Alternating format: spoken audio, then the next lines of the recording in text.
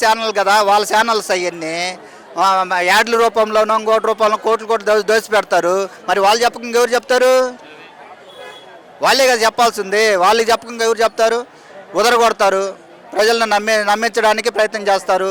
ఇప్పటికే ప్రజలకి చంపలేసుకుంటున్నాం. మేము తప్పు చేసాము, మోసపోయాము, అతని యొక్క మాయ మాటలు నమ్మి ఆశ చూపించి ఆశకి ఆశపోయి బలైపోయామని చంపదెబ్బలు వేసుకుంటున్నారు. రైతులు ఈరోజు ధాన్యము 1200, 1300,